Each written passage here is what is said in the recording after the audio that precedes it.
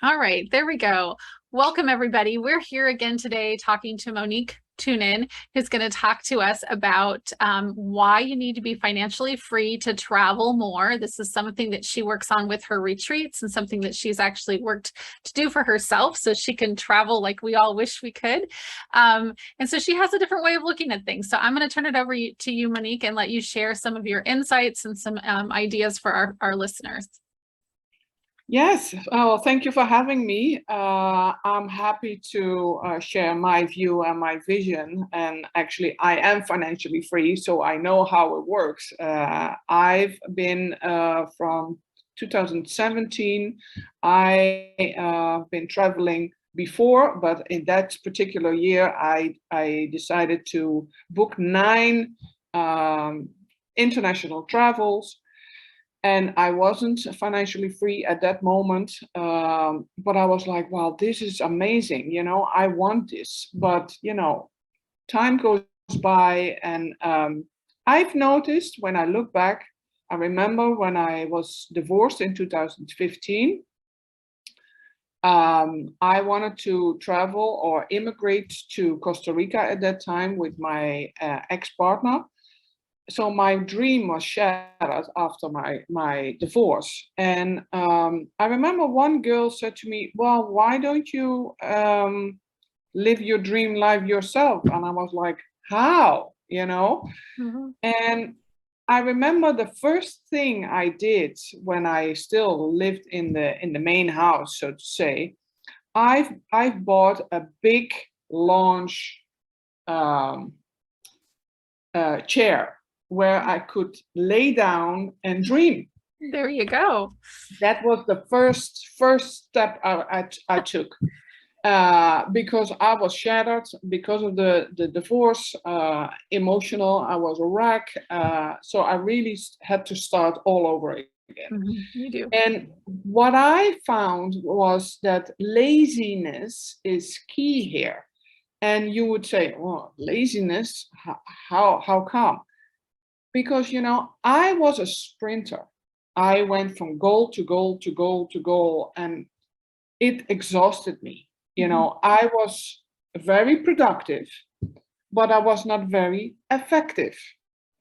So integrating, well, actually accepting laziness was a big key here, because that was the contrary of who I was, I had to say, because I was very productive. I couldn't stand doing nothing or being bored. And the thing is, if you look at people who are very wealthy, are often very lazy. And why is this?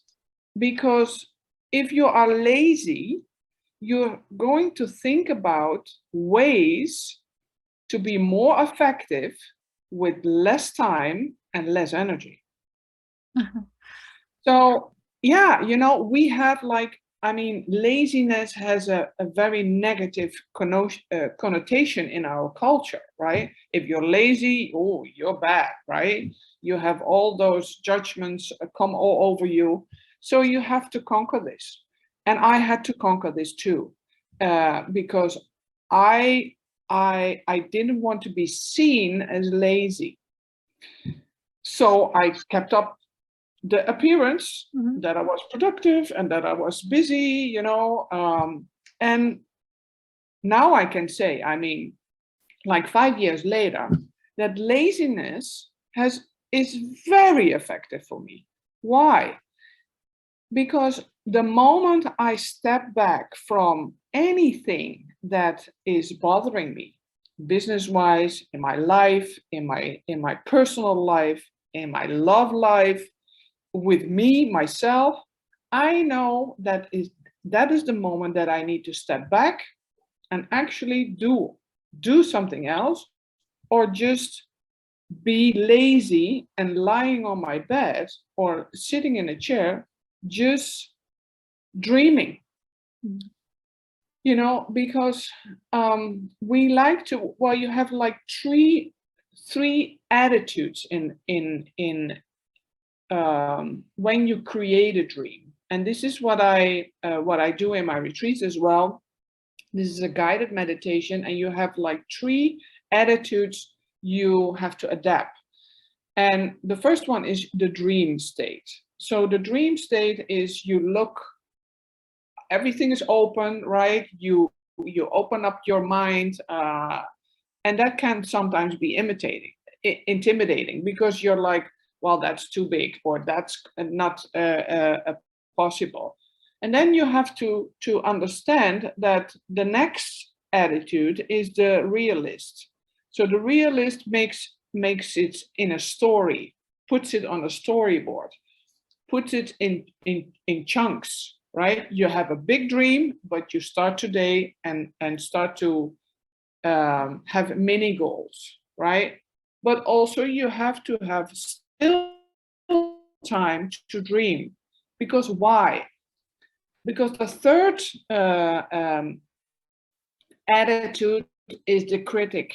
And the critic is often seen as a dream killer, right? It becomes very detailed and very detail oriented. Well, this isn't good and this isn't good. But instead of only look at the details and you find maybe a gap, you can always go back to the dreamer to ask for solutions. But if you don't have time in your life to dream or to relax or to step back, and I'm not talking about you laying on the bed and sleep, that's not it. It's about your feelings and your thoughts, to bring them into alignment, because your feelings can be overwhelmed, but your thoughts can be very critical, right? So if you dream big, but you criticize yourself all the time, there is no potency. You kill the dream instantly, right? So, and why, and this validates even later in my life, when I was faced with cancer, I was like, if you have a lot of money, but you've been stressed or angry or unhappy all the time, you're not able to step back from your business, not having fun anymore, or your core beliefs don't change because you believe, well, this is it, this is the life you have earned, right? And it's not. We all have keys to the prisons we created ourselves. It's the limiting, what you push yourself through, accepting that this is the life.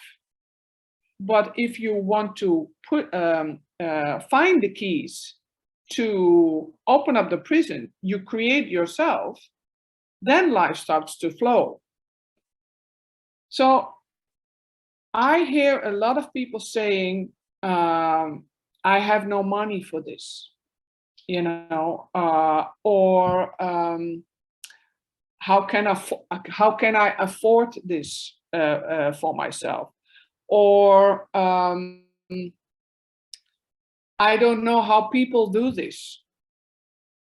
Well, it starts that they become the dream person first. I had to become my dream person first. And especially in financial freedom, my opinion is your relationship with money, first of all. How do you feel about money, and how do you feel about having a lot of money? And also the attachment to stuff. The more you are attached to stuff and safety, you will never become financially free. So that those two are very, very important to become financially free. And what I do is also, I don't have to work. I choose to work because I feel that a lot of people don't know this secret. And it feels selfish to keep it to myself. because I want to normalize happiness, and it is possible because I did it myself. I didn't believe in the beginning that it was possible for me, but I changed it and I'm living my life. And also, if you think, well, when is the right time? It's never the right time. You know, I made the decision to become financially free and start to travel the world. I was just like 30 days ready to close up my illness process. So, you know, I was just operated and I made a decision to move forward, like taking this quantum leap. As long as you want to learn to swim, you have to jump in it. You can go to seminars, you can go to retreats. Retreats are better than seminars, in my opinion, because you get a sense of immersing yourself, indulging yourself in the experience. That's the difference. And yes, it can be scary. And if you feel you need more stages to step into the swimming pool, that's okay, as long as you acknowledge it, right? I know it's possible in 3 months. I did it in 3 months. I started from making up my finances, checking my resources, swap the things from the tangible to the intangible things, because I like more experiences than materialistic stuff. So I had to detach from my stuff. And I think a good exercise for this is people who are attached to stuff or tangible things. And this may sound a little bit weird, but imagine that your house will burn down and you got 1 minute to get in the house and take what you want, what you absolutely find necessary to save. That is the thing you are the most attached to. Right. So that is something I would encourage you to percolate on. First of all, the laziness and the attachment, and how you can swap the tangible stuff into the intangible stuff. And what I mean by that is the tangible stuff is everything you can touch, the attachment, but how many experiences do you want to have in your life before you die? Mm-hmm. And that's all it is. I mean, it's as simple as when people say they don't have money to travel, and it's like, well, then don't buy the $5 coffee. We hear that all the time, right? But it is very much that simple. Don't buy that new dress. Don't buy that you don't need a brand new car. Use your older car. All of those things it's a shift in mindset. Absolutely. I have done it myself as well, because I wanted to travel more, and you know, it's a choice. It really is a choice. And you're right, Monique, sometimes it's scary, the choice.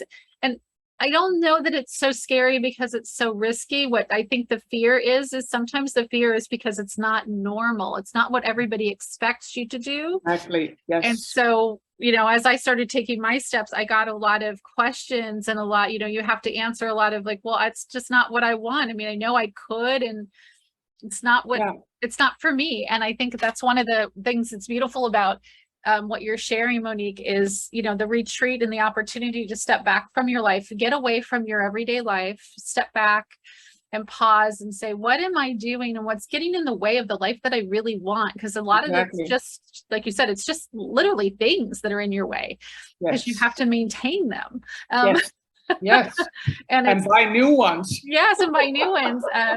Yeah, I know I mentioned this when we talk about travel, because I travel with a backpack, and I have a backpack. It's a big backpack, but I could travel all year long. And I have traveled 10 months with a backpack, nothing else that's in it. That's all the stuff I have. So it really makes you reevaluate what stuff you need, because if I can't carry it, I can't take it. And Exactly. it changes sort of how you look at things and how you feel about physical objects and how important that is, because Yes. you've just changed the way you live your life. So I think the idea of re-looking at your life so you can shift your perspective, which Yes. then gives you the financial freedom to not only travel more, but maybe like you travel all the time, if that's what your wish is as well. Yes, Right? absolutely. And it could be Yeah. any of those things, right? Maybe you just want to take more trips this year and every year, or maybe you want to move into a life where Monique is and travel indefinitely. Whatever that is you want to do, it's possible. It's a shift in perspective. Absolutely. Yes. And you need time. That takes time. It's not something you just No. decide to do and just do it tomorrow. No. Well, that's why I say you need to become the dream person first. Right. If you don't know what your dream is, I remember that I interviewed a lot of people, and that when I said what is the most pressing question regards your dream life, and then the people said like, well, actually, I don't have a dream, or I don't know what I want, or what kind of steps do I have to take. Well, Yeah. those questions is where I help my people with, right? Yeah. And I have a retreat coming up next September, 5 to 11 September. It's called Dreaming with Results. Yes, that sounds amazing. And yes, and also in January here in Mexico in Playa del Carmen. And we will do some amazing activities that will reflect your life. And guarantee you will come in and go out as a different person, because you will be immersed with experiences that will change your perspective and get you closer, depending on how fast you can adapt to it, to your dream life. And maybe just identify it. Maybe that's the first step. You don't even know what it is. We're running so fast trying to keep up with everybody else. Absolutely, yes. And we don't know what it is. So yes, wonderful. I think we've covered our material. Did you say? absolutely. Lovely. I'm so glad we had the chance to talk to you, Monique, and that our guests got a chance to hear what you have to share. We will put, I'll put in the comments here of this video, the link to Monique's retreat, so you can look her up and find out more about it, or she's in our Facebook group right here with us. So if you just want to reach out and direct message her, please go right ahead and message Monique, get in touch with her, and ask any questions you have about your dream life, your financial freedom, Absolutely. or the retreat she has coming up. So thanks everybody, and Thank we'll see you all soon. Thanks. Bye-bye.